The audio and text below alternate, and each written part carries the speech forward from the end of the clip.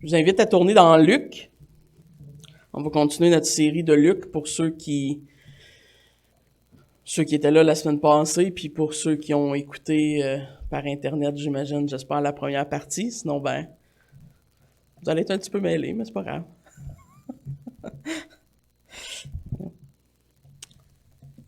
On était dans le chapitre 12 de Luc. On a fait les versets 35 à 40 la dernière fois. On a vu dans cette première partie, comme j'ai expliqué, le bloc de texte va jusqu'au verset 48, mais je l'ai fait en 2 sections puisque il y a une petite coupure dans le texte, puis aussi parce que même si la thématique est la même, on voit comme qu'il y a un sectionnement des idées qui est fait par Luc. On a vu dans dans la première section qu'il y avait 2 ou 3, selon comment on divise, 2, 3 petites paraboles qui mettent en contraste le service d'un esclave, d'un serviteur envers son maître. Puis on a vu comment le serviteur était appelé à veiller pour le maître au risque et péril de sa propre vie s'il ne veille pas. Évidemment, c'est le risque ultime de ne pas être prêt quand le maître revient, parce que, comme on l'a vu, l'image employée, l'image du voleur. Jésus va revenir pour sa parousie, pour sa deuxième venue, son jugement, de façon comme un voleur inattendu. Il va prendre avec lui ceux qui n'avaient pas... Ceux qui étaient prêts, les serviteurs fidèles, il va rejeter par le fait même ceux qui n'étaient pas prêts, ceux qui n'étaient pas des serviteurs fidèles. Donc, c'est ce qu'on a vu dans cette première section. On va la relire juste pour nous mettre un petit peu en contexte ce matin, puis on va lire jusqu'à 48. Donc, on va lire de 35 à 48.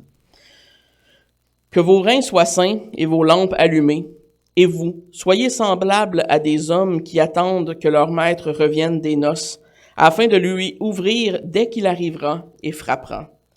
Heureux ces serviteurs que le maître à son arrivée trouvera veillant. Je vous le dis en vérité, il se ceindra, les fera mettre à table et s'approchera pour les servir. Qu'il arrive à la 2e ou à la 3e veille, heureux ces serviteurs s'il les trouve veillants. Sachez-le bien, si le maître de la maison savait à quelle heure le voleur doit venir, il veillerait et ne laisserait pas percer sa maison. Vous aussi, tenez-vous prêts, car le Fils de l'homme viendra à l'heure où vous n'y pensez pas. Vous n'y penserez pas. Pierre lui dit, « Seigneur, est-ce pour nous ou à tous que tu adresses ces paraboles? » Le Seigneur dit, « Quel est donc l'économe fidèle et prudent que le maître établit sur ses gens pour leur donner de la nourriture au temps convenable? Heureux ce serviteur que son maître à son arrivée trouvera faisant ainsi. Je vous le dis en vérité, il l'établira sur tous ses biens. Mais si ce serviteur dit en lui-même, ce maître tarde à venir, il se met à battre les serviteurs, les servantes, et à manger, à boire et à s'enivrer. Le maître de ce serviteur viendra le jour où il ne s'y attend pas, et à l'heure qu'il ne connaît pas, et il le mettra en pièces, et lui donnera sa part avec les infidèles. Le serviteur qui, ayant connu la volonté de son maître, n'a rien préparé et n'a pas agi selon sa volonté, sera battu d'un grand nombre de coups. Mais celui qui, ne l'ayant pas connu, a fait des choses dignes de châtiment, sera battu de peu de coups. On demandera beaucoup à qui l'on a beaucoup donné, et on exigera davantage à celui à qui l'on a beaucoup confié. » Prions. Merci Seigneur pour ce texte ce matin. Merci pour cette exhortation à veiller. Nous te prions Seigneur de mettre en nos cœurs le désir de t'obéir, le désir d'être prompt à te servir. Merci parce que malgré tous nos faiblesses, Seigneur, tu nous rends participants aux œuvres de ton royaume. Nous voulons te louer, Seigneur, pour ce matin. Nous voulons te louer, Seigneur, dans ta grande bonté, de nous accorder ta grâce et de nous accorder, Seigneur, d'œuvrer à ton royaume céleste. Fais de nous, Seigneur, des bons serviteurs qui seront prêts. Amen. Le deuxième passage, la deuxième section, au verset 41, est sectionné de par la question de Pierre, essentiellement. Hein, Pierre, cet apôtre sanguin qui était toujours prêt à répondre, toujours prêt à l'attaque, semble un peu confus à l'écoute des paraboles du Seigneur, hein, que Jésus prêche devant principalement les disciples, mais on se doute qu'il y avait une foule probablement comme toujours, là. Pierre lui demande la question directement, est-ce que c'est à nous ou à tous que tu adresses cette parabole ou ces paraboles? C'est-tu à nous ou c'est-tu à tous? Et qui est le nous et qui est le tous? Est-ce que le nous, c'est les dirigeants, c'est-à-dire Paul et les apôtres, et le vous, c'est le reste des disciples?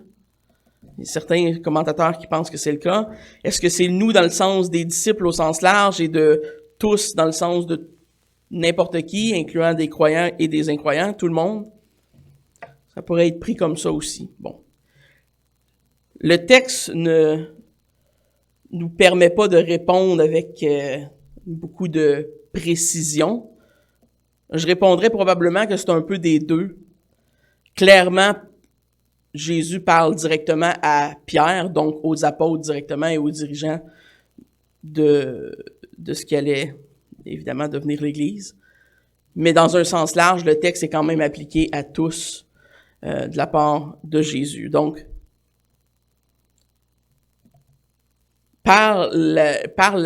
Jésus répond comme il répond souvent avec une autre parabole. C'est jamais oui ou non. En tout cas, rarement. Jésus répond à la question de Pierre avec une autre question, type petite parabole. John Richardson Major paraphrase le texte ainsi.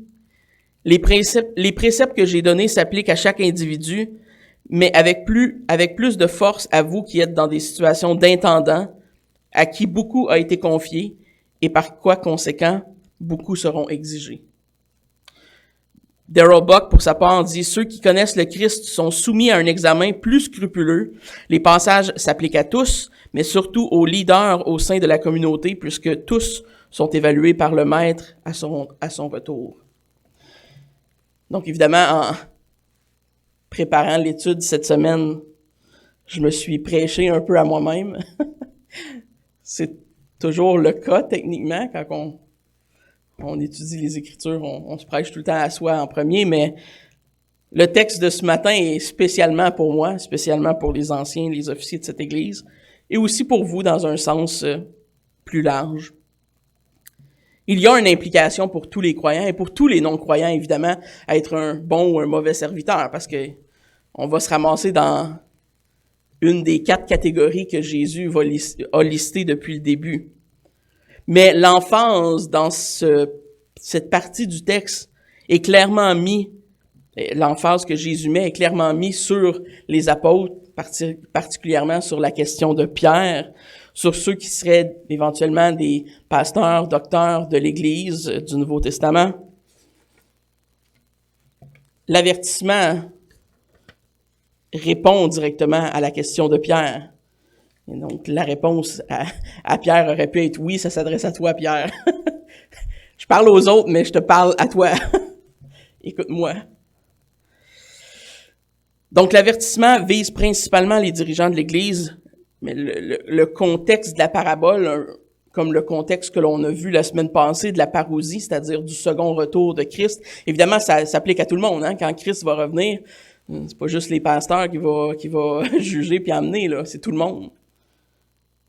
Donc, il y a une emphase qui est mise sur les dirigeants de l'Église, mais ça exclut pas le reste des gens. Ça ne vous exclut pas pour autant. On est tous responsables, dans un sens, de répondre à Dieu. Hein? On va tous se tenir devant le trône du jugement un jour, où nos vies seront inscrites ou non dans le livre de vie. Et si notre nom est inscrit dans le livre de vie, on aura Christ comme avocat pour plaider notre cause.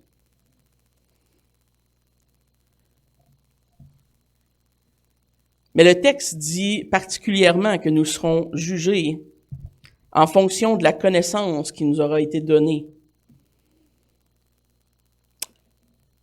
La parabole rend clair que malgré l'application large du texte qu'on peut faire, que Jésus s'adresse à Pierre et spécifiquement au berger qu'il allait confier à l'Église.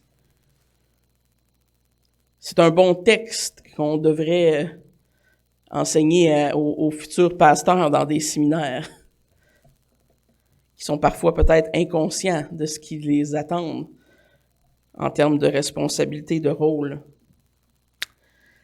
Dans les versets 42 et 44, on y voit l'exemple de la réponse de Jésus à la question de Pierre, qui est l'exemple du serviteur fidèle.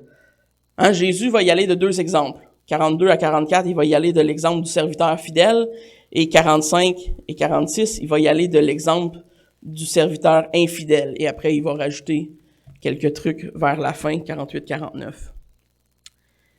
Le maître établit ses serviteurs, évidemment, c'est le maître qui choisit qui sont ses serviteurs. Et il établissait souvent à son départ le serviteur qui allait être responsable du reste des serviteurs, parce que pour les maîtres qui avaient quand même beaucoup d'argent, qui avaient plusieurs esclaves essentiellement, il y avait tout le temps un parmi eux qui était comme le dirigeant puis qui s'occupait des autres pendant que le maître partait. Okonomos, le mot que l'on retrouve, l'économe fidèle, économos, qui vient du mot économie, vous reconnaissez sûrement un peu la sonorité avec le mot, mais la racine du mot est différente. Il va par après, il va réutiliser le mot esclave, comme on l'a retrouvé dans les passages précédents pour le mot serviteur, mais au début de son exemple, Jésus fait une distinction avec le reste des paraboles qu'il y avait eu auparavant. Il appelle ce serviteur l'économos, le dispensateur, c'est-à-dire c'est un administrateur qui est en charge, ou en anglais, souvent on appelle ça un manager, celui qui s'occupe d'administrer le reste des employés. Un manager d'un Walmart, c'est ça que ça fait, ça s'occupe, c'est comme un petit boss qui s'occupe du reste des employés, normal. Et donc, ce serviteur est l'économos, et l'administrateur qui est laissé en arrière par le maître quand le maître part. Donc, cet administrateur, cet économe fidèle, est en charge, évidemment, de s'occuper du restant des serviteurs de ce maître. Dans un sens large, on pourrait dire que, évidemment, ça s'applique à Pierre spécifiquement, mais on pourrait dire que ça s'applique à chacun de nous. On a tous, dans un sens, des responsabilités que le Seigneur nous a données. Que vous soyez une mère envers vos enfants, un père envers vos enfants, un mari, une femme, un employé, un employeur. Vous êtes, à quelque part, Dieu vous a donné des responsabilités. Et à quelque part, vous êtes redevable à quelqu'un pour quelque chose. À moins que vous soyez le pire ermite du monde qui reste seul et qui a aucun contact avec la société, il y a des grandes chances que vous ayez au minimum des enfants, une femme, un employeur, etc. Et même quand on est célibataire, on doit se servir les uns les autres, selon Paul. Donc, ultimement, il y a toujours quelqu'un sur lequel on est établi dispensateur ou administrateur. Au minimum de nous-mêmes comme temple du Saint-Esprit.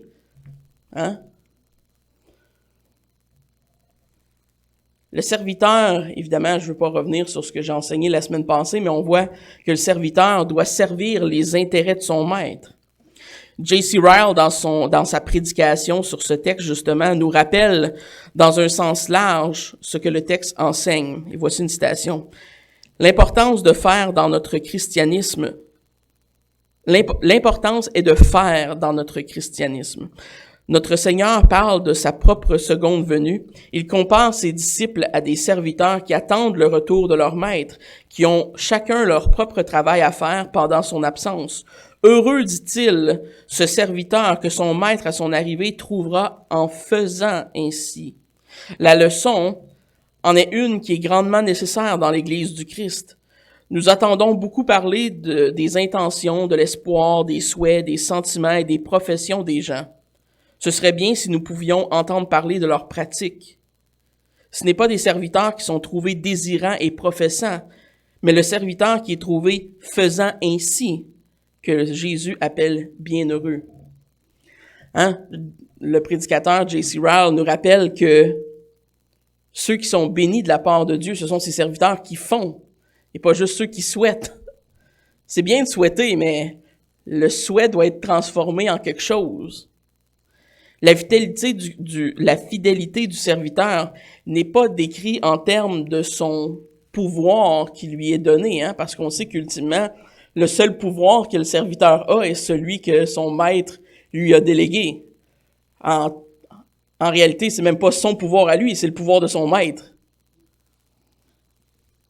Mais la fidélité du serviteur, au contraire, elle est dans ce texte en relation avec quoi? Avec son service. Le serviteur est fidèle à cause qu'il sert. Ça fait du sens? Et cette image claire se retrouve dans le verset 42 à 44. Le serviteur à qui le maître a donné les responsabilités spirituelles sur certains aspects de la communauté, dont Pierre allait être responsable du reste des apôtres en particulier.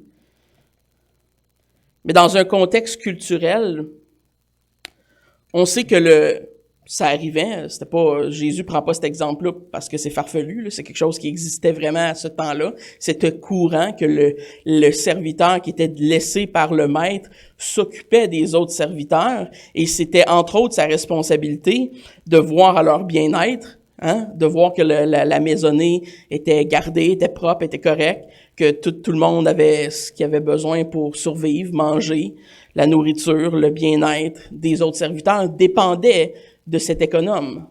C'était lui qui était en charge de pourvoir quand le maître était parti.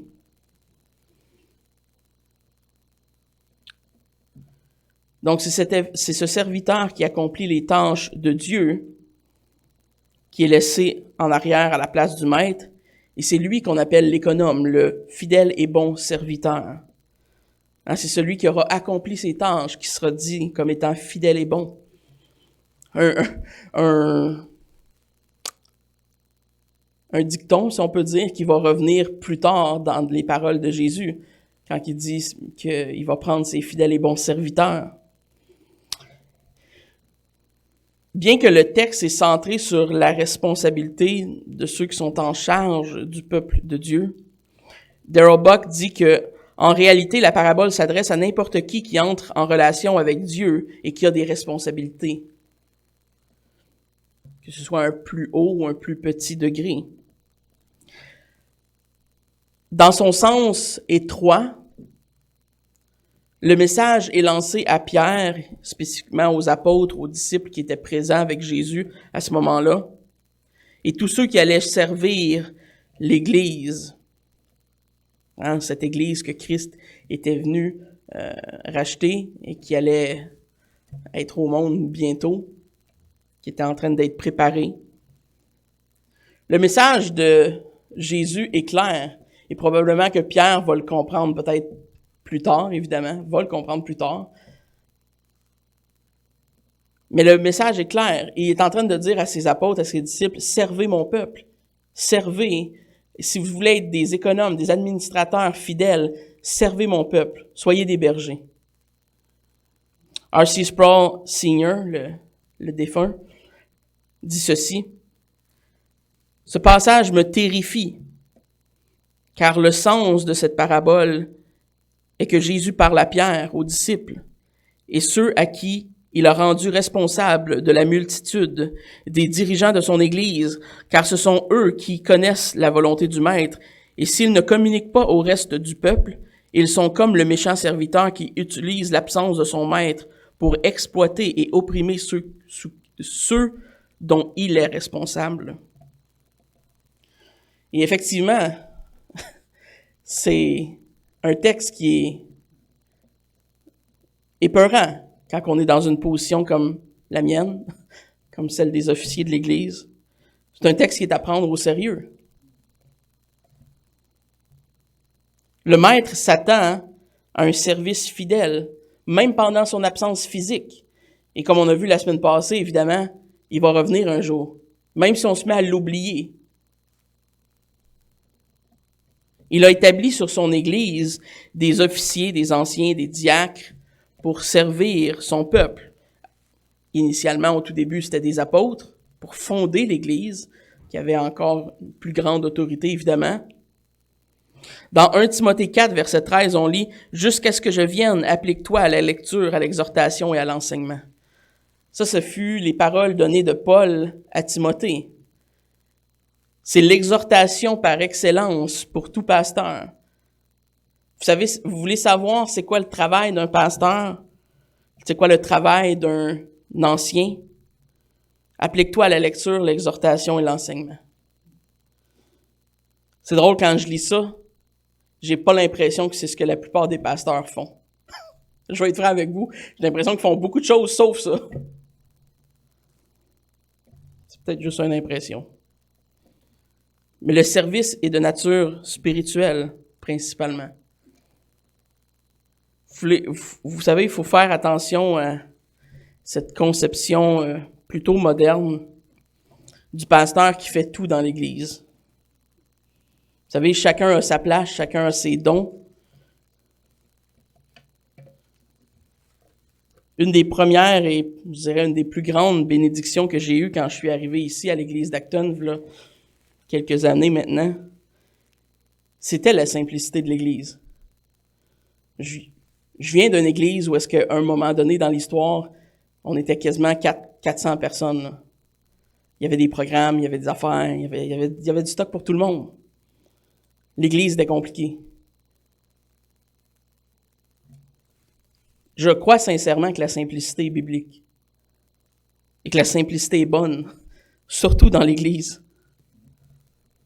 On voit partout autour de nous aujourd'hui des églises avec une multitude de programmes. L'école du dimanche, la jeunesse, les services de garde, Awana, les banques alimentaires, les services de garde, la formation aux adultes, la psychologie chrétienne, des soirées de ci, des rencontres de ça. T'en veux-tu? Il y en a. Je vois beaucoup de choses, sauf une prédication fidèle des Écritures. Et plus souvent qu'autrement, ces églises deviennent des espèces de centres fourre-tout pour les chrétiens, où est-ce qu'on va juste se rassembler parce qu'il y a des affaires pour nos enfants, puis parce qu'on a besoin d'aller à quelque part pour se sentir mieux dans notre conscience. Je sais pas si j'ai besoin de vous faire un dessin, mais je ne crois pas du tout à ce modèle d'église. Je ne crois pas au pasteur qui fait tout. Je ne crois pas au pasteur gestionnaire de programme. À la base, l'Église du Nouveau Testament, je peux vous garantir une chose, elle était très simple. Très, très simple. C'était des gens bien ordinaires qui se rencontraient chez quelqu'un, ils faisaient les sacrements, ils écoutaient la parole de Dieu, puis souvent, ils n'étaient pas restreints à 2 heures, eux autres, là. Ça durait toute la journée. Ils restaient ensemble, ils mangeaient. C'était simple. C'est une simplicité qui était bonne. Une simplicité que malheureusement, on a perdue. Parce que notre monde est devenu complexe et on dirait que l'Église a cherché à se complexifier avec le monde. Les chrétiens venaient ensemble pour entendre la parole de Dieu, pour chanter, pour fraterniser, pour briser le pain, prendre la coupe. C'était ça. C'était ça l'Église. J'ai souvent entendu dans des séminaires d'études bibliques, tout ça, j'ai souvent entendu des gens dire qu'il n'y a pas de bon modèle pour l'Église, puis que on peut faire un peu ce qu'on veut, puis que le modèle n'est pas important. Je suis désolé, c'est n'importe quoi. Il y a un modèle. Faites juste regarder à ce que les apôtres faisaient dans Actes des apôtres. Il y en a un modèle. Je suis d'accord qu'il n'est pas hyper précis puis défini nécessairement, puis qu'il y a des choses qui sont flexibles, évidemment. Mais qu'on vienne pas me dire qu'il n'y a pas un modèle. Il y a une façon de faire. Il y a un modèle. Il y a un exemple qui est donné. Je ne sais pas exactement à quel moment de notre histoire c'est devenu banal de juste aller à l'église pour écouter la prédication de la parole de Dieu. À quel moment de l'histoire c'est devenu pas assez?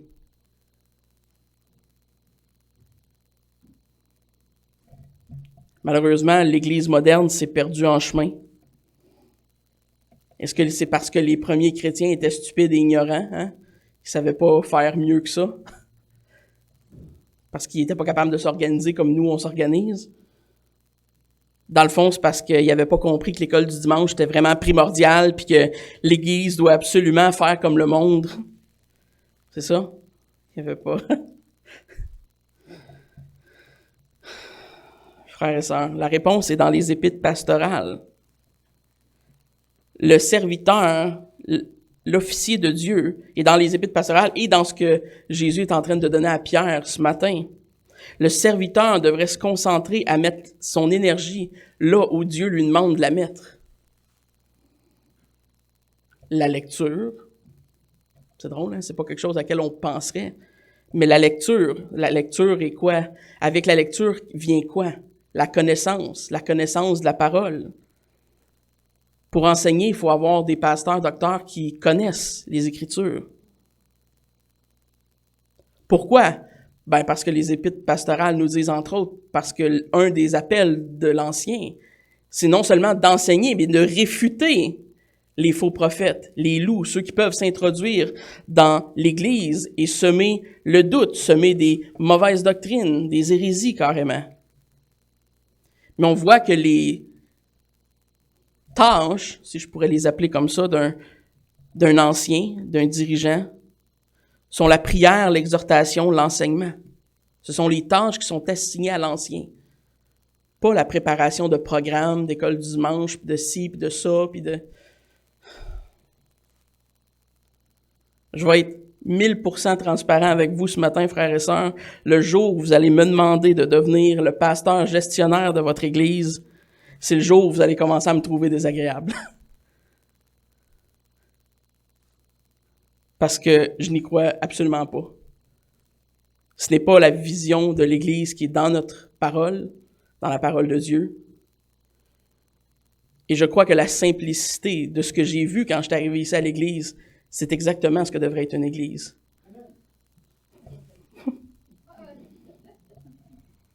Ce dont vous avez besoin quand vous venez ici, ce n'est pas de 1001 programmes. C'est d'être nourri par la parole du Dieu vivant. C'est d'être en communion avec vos frères et sœurs. C'est de recevoir les sacrements. Par obéissance à ses commandements, mais aussi par amour pour vous. Je me suis déjà engagé, mais je m'engage à ne jamais devenir ce pasteur gestionnaire. Les anciens sont des serviteurs donnés à l'Église, comme Pierre et les apôtres avaient été donnés à l'Église pour enseigner la parole de Dieu et diriger spirituellement le peuple de Dieu. Évidemment, on voit un peu plus tard que les diacres vont être donnés à l'Église pour eux servir dans une optique un peu plus pratique, dans la pratique de tous les jours, dans les choses que les anciens n'auront pas pu accomplir par manque de temps, hein? Parce que il y a juste 24 heures d'une journée. Et donc, chaque officier a sa tâche, sa place. Et tout est ordonné par la parole de Dieu.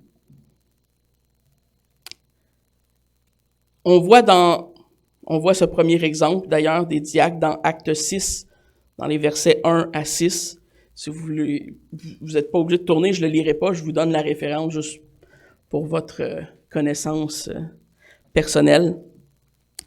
Une chose qui m'a sauté aux yeux en le lisant cette semaine, justement en préparant la prédication, c'est de voir, parce que souvent, il y a certaines personnes qui vont dire que l'office de diacre n'est pas réellement un office, là, que c'est juste des serviteurs, puis que on n'a pas à les ordonner, etc. Mais quand on regarde au texte de Acte 6, on voit clairement que ce sont des hommes qui sont sélectionnés, et en plus, on voit qu'il y a imposition des mains sur eux après la sélection, ce qui nous indique quand même assez clairement que c'était des gens qui allaient exercer une certaine position d'officier dans le corps de Christ.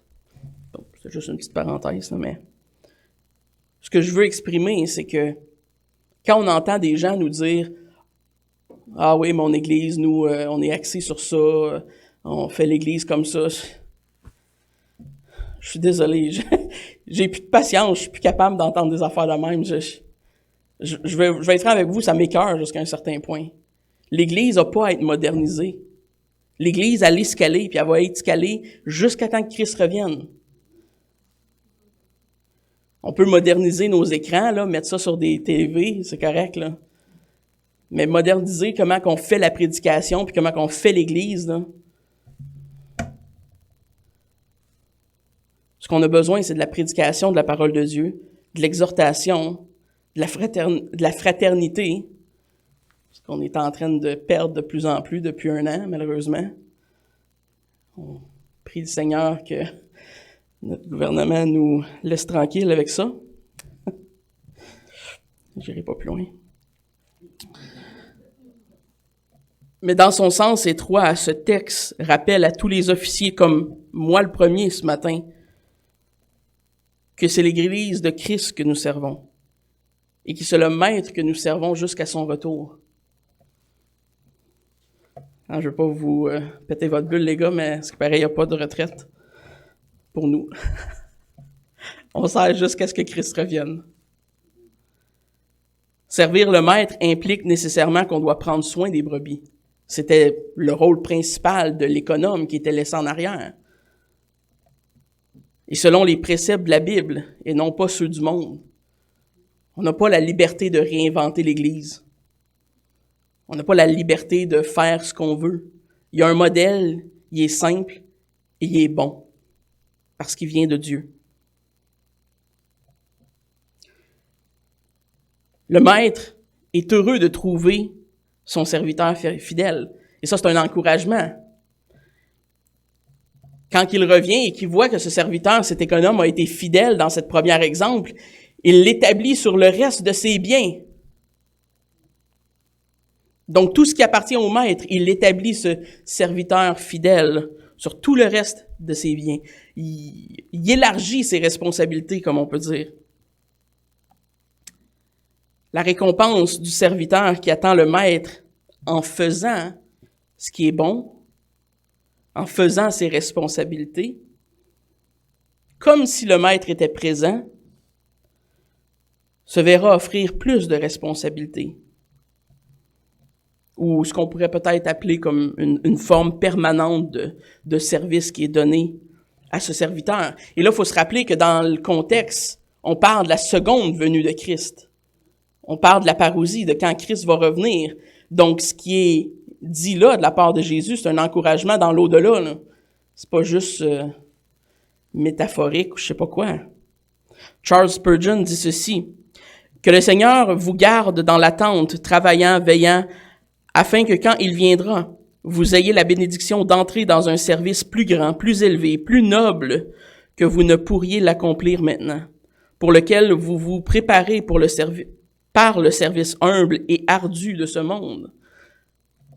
Le service humble et ardu de notre monde nous prépare à un service qui va être plus doux, plus léger et plus noble. Vous savez, ça me fait rire quand je regarde ça parce que je me dis, la plupart des gens ont cette idée du ciel qui est comme un état éthérique où est-ce qu'on est du vent puis que on est sur des nuages et on joue de la harpe. Je sais pas. C'est l'idée qu'on a du ciel. Et pourtant, ce n'est pas du tout ce que la Bible... la Bible n'enseigne pas une tonne sur qu'est-ce que va être la vie au ciel, mais on a quelques images, et les quelques images qu'on a, comme celle qui est donnée en réponse ce matin au bon serviteur, nous donnent un indice. Jésus ici parle de récompense pour l'attente de ce serviteur fidèle. Darrell Buck dit que la vie après le retour de Christ ne sera pas passive, mais elle inclura un service actif. Vous savez, personnellement, ça m'encourage. Ça m'encourage de lire ça. Parce que j'ai de la misère à m'imaginer passer l'éternité à rien faire sur un nuage. Je vais être franc avec vous.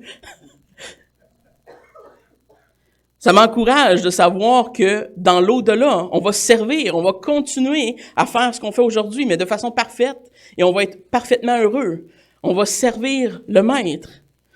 Comment est-ce que ça va se concrétiser? Quel genre de service on va faire? Aucune idée. Je sais pas, mais je sais que ça va être grandiose. Je sais que ça va être bon pour notre âme. et qu'on va vouloir et désirer ardemment faire ces choses le reste de l'éternité. Mais ça nous donne un indice. On va avoir des corps physiques, on va faire des choses. Ce ne sera pas juste on va attendre là à languir en faisant je sais pas quoi.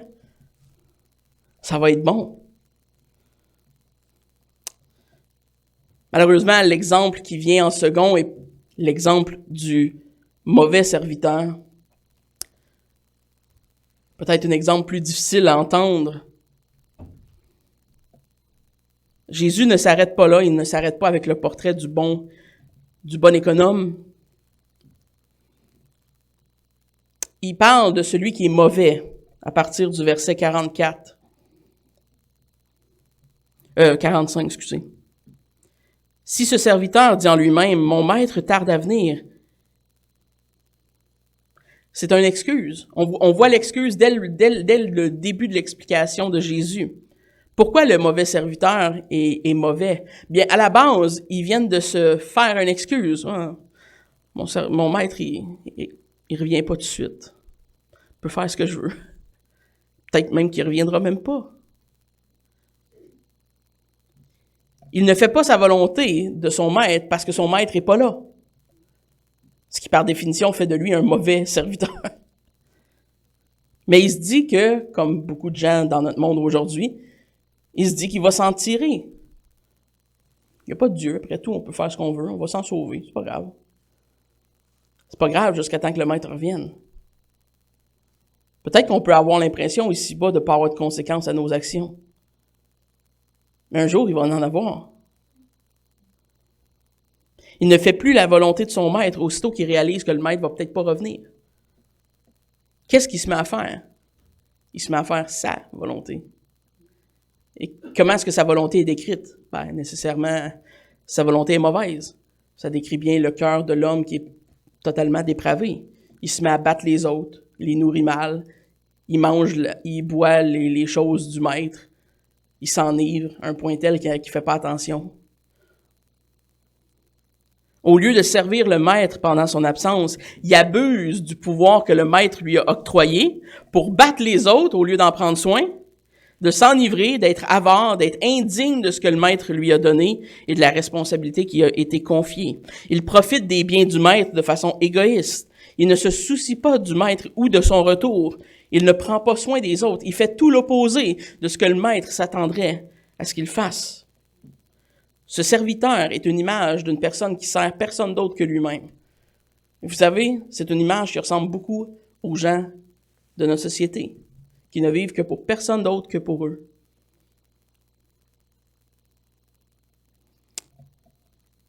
Est-ce que c'est un avertissement qui est encore en vigueur aujourd'hui?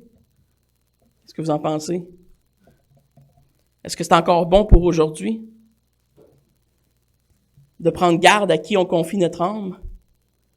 Vous savez, dans l'exemple suivant, malheureusement, les autres esclaves du maître n'avaient pas le choix de subir l'économe mauvais parce qu'il était esclave du maître. Dans notre cas, on a le choix de suivre les dirigeants de l'Église qu'on veut suivre. Vous n'êtes pas enchaînés aux chaises ici ce matin. On vous flagelle pas si vous partez de l'Église ici, hein? C'est officiel, on fait pas ça. Mais dans le cas ici des serviteurs, il n'y avait pas le choix de rester là. Mais nous, on a ce choix. Et parfois, malheureusement, il y a des loups. Il y a des faux prophètes dans les églises. Il y a des églises qui, je dis le mot très vaguement, église, là, qui ne devraient pas être habitées de chrétiens, pour être franc.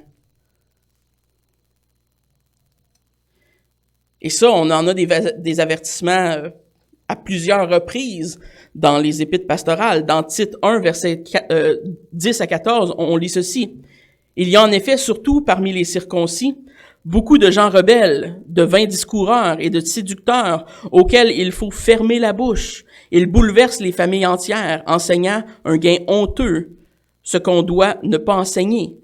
L'un entre autres, leur propre prophète a dit « Crée-toi toujours menteur, méchante bête, ventre paresseux. » Ce témoignage est vrai, c'est pourquoi reprends-les sévèrement, afin qu'ils aient une foi saine et qu'ils ne s'attachent pas à des fables judaïques et à des commandements d'hommes qui détournent la vérité.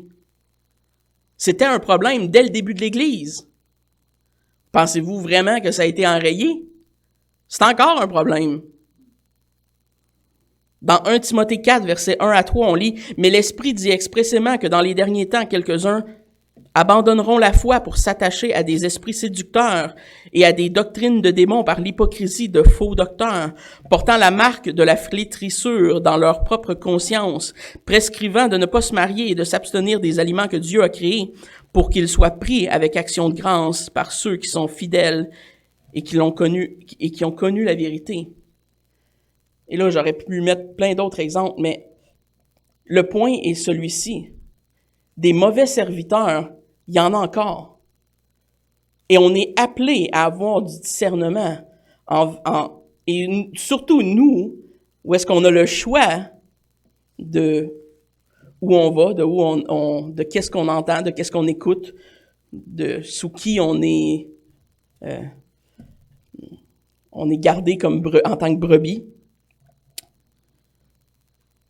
L'avertissement est clair. Une des responsabilités, un des rôles des pasteurs est de reprendre les contradicteurs, de les reprendre et de les exposer littéralement pour ce qu'ils sont. Les faux prophètes, les séducteurs, les mauvais serviteurs sont toujours un problème, malheureusement, aujourd'hui.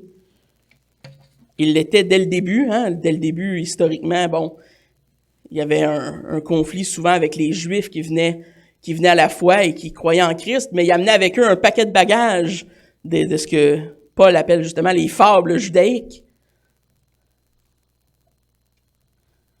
Un des rôles des bergers est non seulement d'enseigner, mais de protéger. Ça va un peu avec l'idée du berger. La canne, elle servait aussi à taper si c'était nécessaire. On doit reprendre les contradicteurs qui enseignent un faux ou un mauvais évangile, surtout à notre propre sein. Gloire à Dieu, c'est pas le cas pour l'instant ici, mais si ça arriverait, il faudrait le faire. Et d'ailleurs, c'est un des aspects du ministère de John MacArthur que j'admire énormément de cet homme, qui depuis des années n'a jamais hésité à nommer des noms et à condamner des personnes. Et il a été grandement critiqué par beaucoup de gens à cause qu'il fait ça. Mais vous savez, il a protégé son Église pendant des années à cause qu'il fait ça. Il n'y aura pas des comptes à rendre aux gens qui parlent sur Twitter et sur Facebook, là. Les comptes qu'il y a à rendre, ça va être aux gens qui sont assis dans son Église le dimanche matin. Des hommes comme Joel Osteen, Kenneth Copeland, Benny Hinn, Mark Driscoll, j'aurais pu faire une liste sans fin. Mais ce genre d'hommes-là, ces genres de pseudo-pasteurs qui enseignent non seulement des doctrines erronées, mais un évangile complètement différent de ce qui est dans la parole de Dieu, mènent les brebis de Christ vers un mauvais chemin. Et ils doivent être exposés pour ce qu'ils sont. Ils sont ce que Jésus est en train de décrire comme des mauvais serviteurs. Quand il parle de ça, là, c'est de eux qui parlent. De des gens qui battent les brebis. Peut-être qu'eux, ils le font pas physiquement de nos jours, mais ils oppriment les brebis en leur enseignant pas la vérité.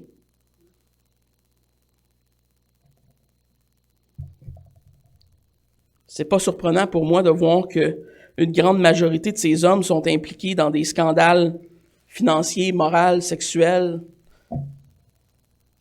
Il y en a un grand nombre. Ce sont des exemples modernes que je vous donne ce matin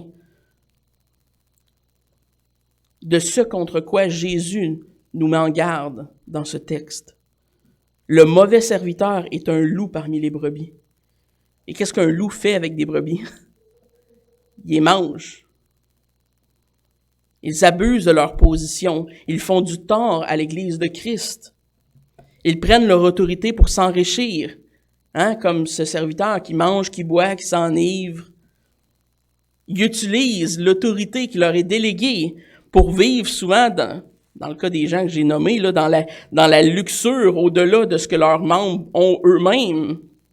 Et ils instrumentalisent l'évangile de Christ pour des gains sordides. Des gens comme Benny Hinn qui se sont mis millionnaires avec un faux évangile. Cet homme-là va avoir des comptes à rendre terribles. Il s'agit de lire ce qui vient dans le texte, ce qui va suivre dans le texte.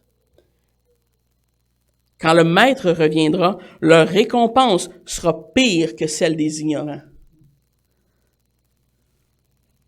Vous voulez un avertissement? Voici l'avertissement clair et simple.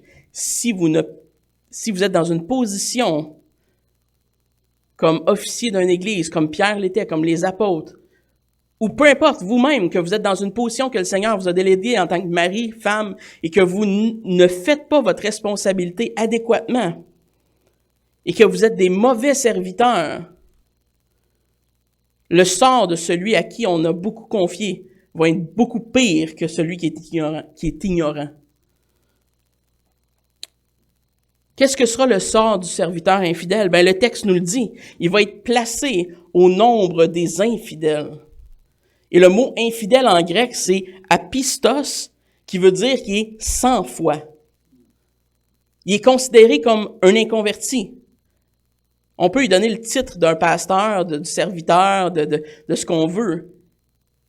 Mais si par son action, il nous démontre qu'il est un loup et qu'il est un mauvais serviteur, à la fin, il va être placé au nombre des infidèles. Et ce que le texte nous dit même,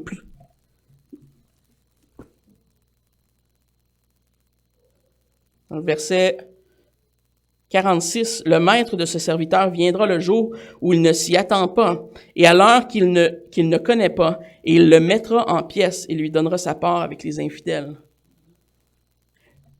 Il est traité encore pire que le simple non-croyant. Parce qu'on voit au verset 47, il va dire, le serviteur qui a juste connu la volonté de son maître, mais qui ne l'a pas faite, va être battu d'un grand nombre. Celui qui est ignorant va être battu d'un petit nombre. Mais le pire de toutes ces catégories-là, ça va être celui que non seulement qui a connu, mais qui a abusé. Et lui, il va non seulement être compté comme un infidèle, mais le langage est graphique. Il va littéralement être mis en pièces. L'image ici de mettre en pièces, il veut littéralement dire dans le grec couper en deux. Il va être démembré. C'est pas joli comme fin, là. Il est infidèle et démembré.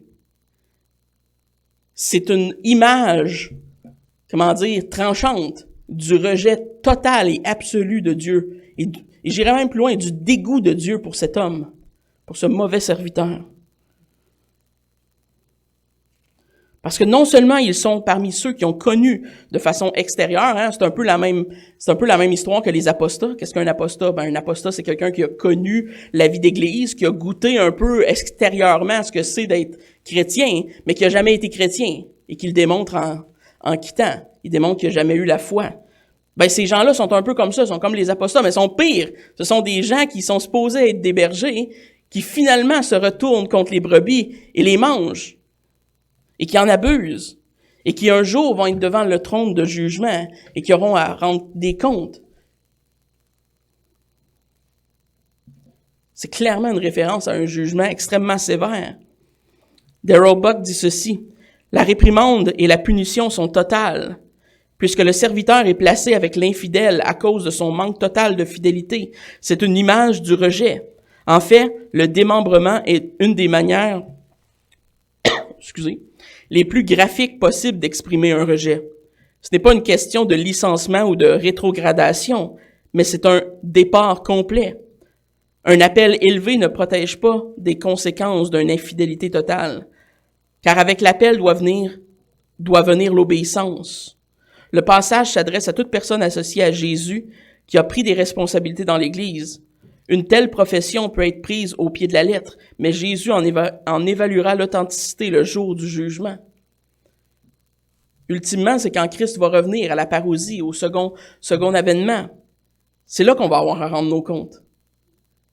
Et peu importe ce que les gens peuvent dire de nous, si on a fait ce que Dieu nous demande, on peut dormir le soir en paix. Et si on n'a pas fait ce que le maître nous a demandé, ben, sachez qu'il va revenir un jour.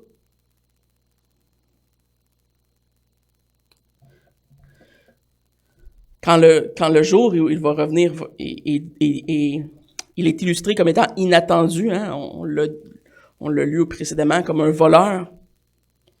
Et on a vu dans ce texte depuis 2 semaines qu'il y a 4 catégories de gens qui sont observés. Il y a ceux qui sont les fidèles serviteurs, ceux qui sont prêts. Ils sont pas parfaits, mais sont prêts. Et ils attendent le maître et ils le servent. Ça, c'est la catégorie dans laquelle il faut être. Il y a les 3 autres catégories dans lesquelles on veut pas être. Il y a le serviteur qui est pas prêt et qui obéit pas.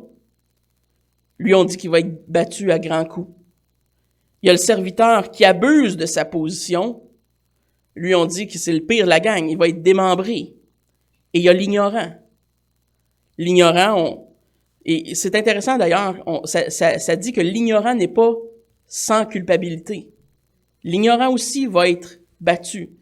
L'image, évidemment, d'être battu est une image de la réprobation, là. C'est une image du jugement. C'était littéral quand c'était des esclaves, là, physiquement, mais pour nous, c'est spirituel. Ça parle d'une rétribution spirituelle.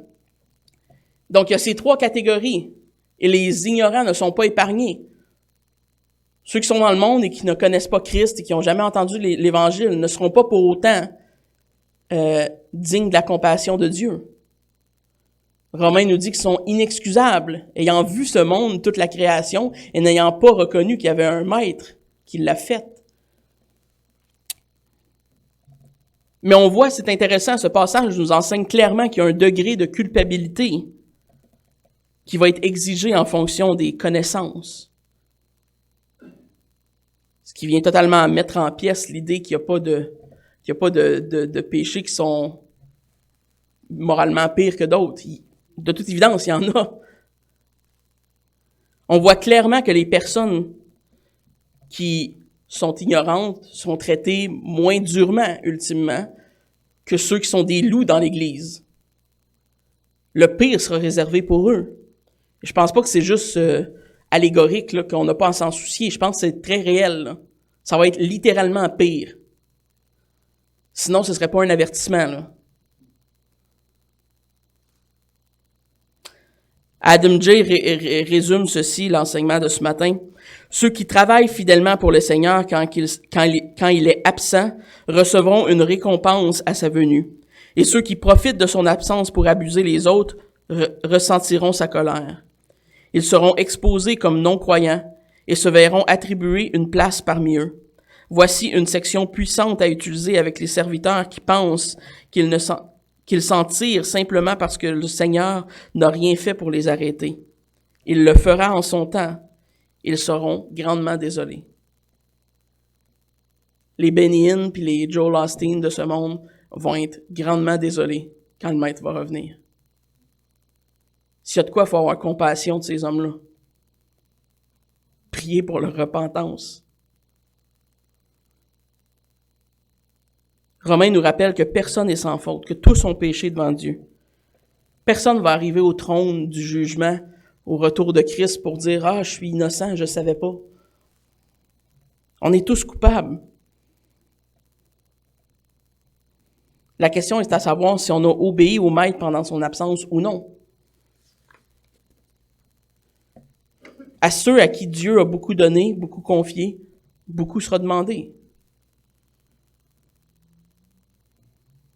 Ça ne veut pas dire que si vous n'avez pas de responsabilité dans l'Église ce matin, Dieu s'attend à rien de vous. C'est pas ça qu'il faut en conclure. Au minimum, comme je l'ai dit auparavant, vous êtes responsable de garder votre corps, de garder votre âme dans la pureté, dans la sainteté.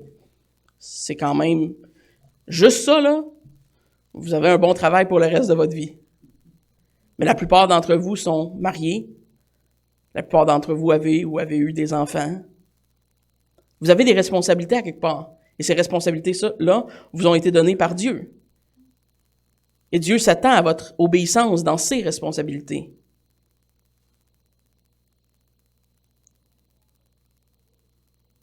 Dans une certaine mesure, on va tous rendre des comptes devant Dieu de ce que Dieu nous a donné. Évidemment, certains plus que d'autres.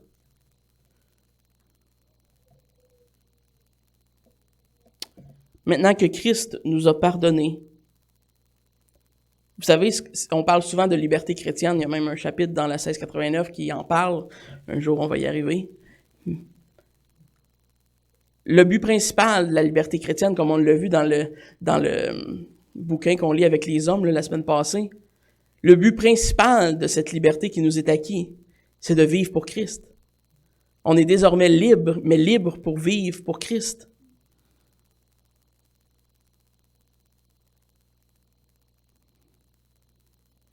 J.C. Ryle dit ceci en terminant dans sa prédication, il dit « Que ces choses ne soient jamais oubliées, notre jugement au dernier jour sera selon notre connaissance et nos opportunités. Que faisons-nous, nous-mêmes, de nos connaissances religieuses? L'utilisons-nous à bon escient? En tirons-nous profit? Ou sommes-nous satisfaits de ce qui est stérile en disant « Nous le savons, nous le savons » et en nous flattant secrètement que la connaissance et de la volonté que notre Seigneur nous rend meilleurs que les autres, alors que cette volonté n'est pas accomplie.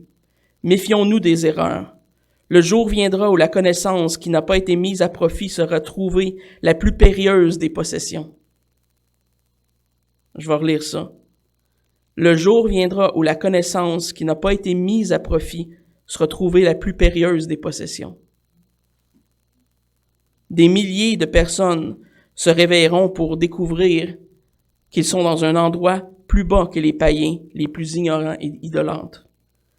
Leurs connaissances non utilisées, leur lumière non suivie, ne feront qu'ajouter à leur condamnation. C'est certes un avertissement et un bon rappel pour moi le premier ce matin, quand j'ai fait cette étude pour les officiers de cette Église. Mais c'est aussi un rappel que Dieu donne à chaque chrétien la responsabilité de bien utiliser ses talents et de bien faire ses responsabilités et de prendre au sérieux ce temps où le maître n'est pas présent. C'est pas parce qu'il est pas là physiquement qu'un jour il va pas revenir.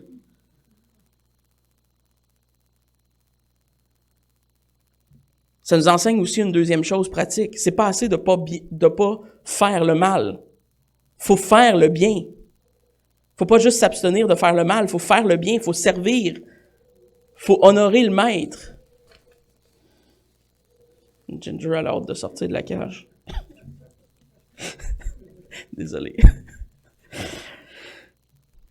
Dieu pardonne nos fautes.